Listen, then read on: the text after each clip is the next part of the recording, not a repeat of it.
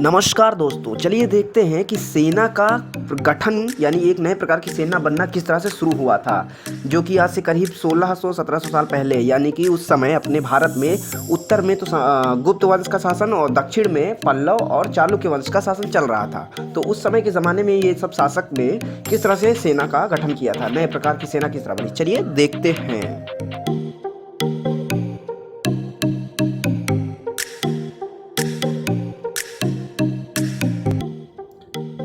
तो कुछ राजा अभी भी जो पुराने यानी कि आज से 16 साल पहले भी जो कुछ राजा थे वो पुराने राजाओं की तरह एक सुसंगठित सेना रखते थे। सुसंगठित जिसमें मतलब कि हाथी रहते थे भाई साहब, रथ रहते थे, घुड़सवार रहते थे, पैदल सिपाही रहते थे, ये सब मतलब कॉमन सी बात है। ओके, इसके साथ साथ कुछ सेना नायक भी रखते थे वो लोग जो आवश्यकता पड़ने पर राजा को क्या करते थे, सेना की सहायता देते थे। ठीक है, सैनिकों को भेज देते थे या सैनिक की मदद करते थे।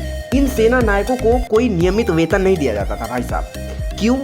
क्योंकि उनको वेतन की जगह पे भूमि दान दे दिया जाता था। भूमि दान यानी कि जो राजा होता था वो अपने भूमि में से यानी कि अपने किसी भी क्षेत्र में साम्राज्य में कहीं भी उसको भूमि दे देता था और उस भूमि से वो सेना नायक क्या करता था, कर वसूलता था, टैक्स वसूलता था अगर उस पर कोई काम करता था, या फिर उस पर उसी भूमि से मतलब आय अपनी आमदनी करता था, जिससे वे सेना जो होते थे, ये सेना नायक जो होते थे, और घोड़ों की सेना और घोड़ों की देखभाल करता था ये सेना नायक। ठीक है, साथ साथ ही युद्ध के लिए हथियार भी जुटाता था और मतलब सारी तैयारियां युद्ध की हमेशा जारी रखता था। इस तरह से ये जो सेना नायक था इसका जो है काम बटा हुआ होता था, काम इसका मिला हुआ होता था। इसी को सामंत भी कहते थे। ठीक है, इसी को सामंत भी कहते थे। जहाँ कहीं भी दुर्बल होता था कोई शासक यानी राजा, कोई दुर्बल होता था, कोई कमजोर राजा होता था, वहाँ पे ये सामंत जो होते थे सेना नायक यही कब्जा कर लेते थे। मतलब समझ रहे हो क्या मतलब कह रहा है कि ये सेना नायक ही एक प्रकार से राजा की तरह होता था, क्योंकि राजा जो है अपने सेना नायक को जमीन पे जमीन दान देता जाता था। और कुछ समय बाद क्या होता था कि राजा से ज़्यादा जमीन तो सेना नायक के पास हो गई भाई साहब।